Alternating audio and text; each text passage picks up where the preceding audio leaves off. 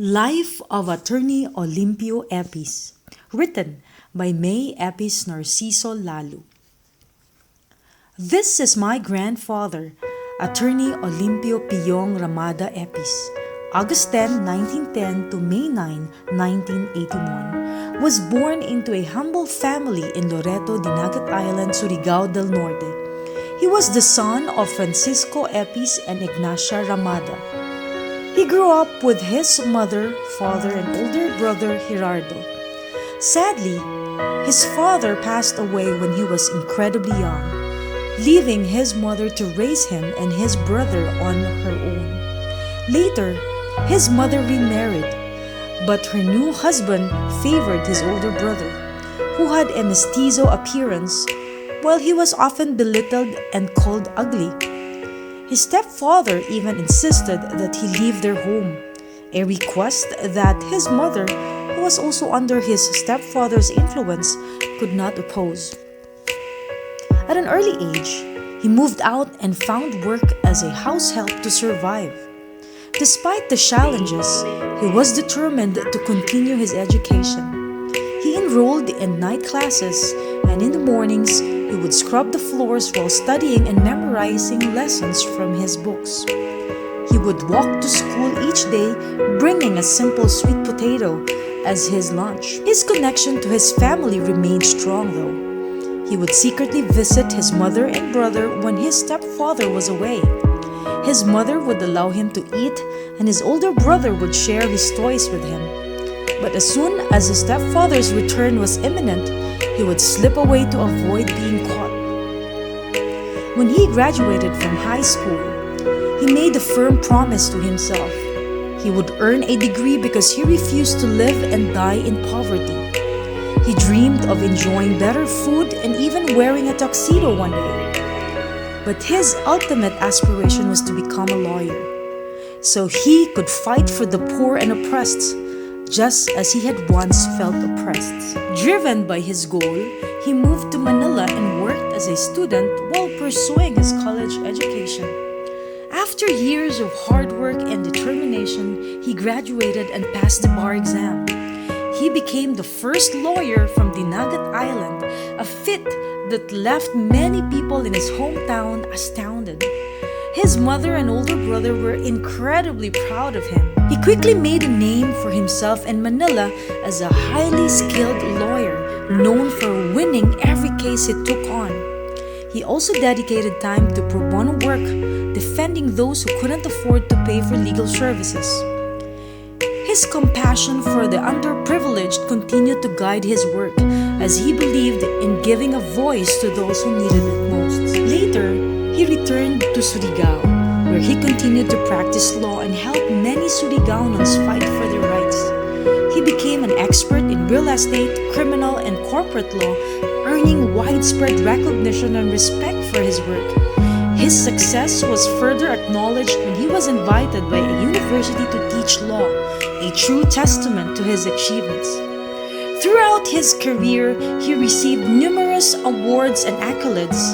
His journey from a poor, struggling young man to a respected lawyer and educator serves as a powerful reminder that with determination, hard work, and perseverance, anyone can overcome adversity and achieve their dreams. His life as a lawyer. When he became a lawyer, he made a personal vow to fight for those who were oppressed.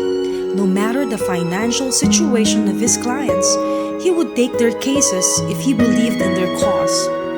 He was committed to standing up for them in court, regardless of whether they could afford to pay for his services. His home was often filled with people from all walks of life. He would open his doors to clients who traveled from far away, offering them a place to stay before their hearings so they could rest and prepare. He treated them like family, providing them with delicious meals and comfortable rooms. For him, every day was like a feast, as he believed in sharing abundance with everyone who came to him. One particular case stood out in his career. A wealthy family had wrongfully seized land from a poor family that had inherited it from their grandparents. This land was the family's only remaining asset, their source of livelihood. When the impoverished family came to him for help, he accepted the case without hesitation and assured them that they would win. However, they were upfront about their inability to pay for his services. My grandfather told them not to worry. He said, "I will take your case for free, because I know you are the rightful owners of this land and we must fight for your rights." The day before the hearing, when my Lola returned home from a meeting, he noticed a large sack at the foot of the stairs.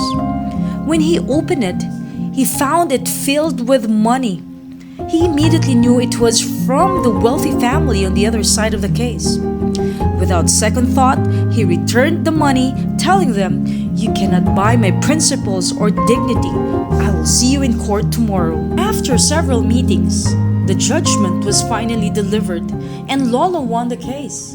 The poor family, deeply grateful, offered him a portion of their land as a token of appreciation.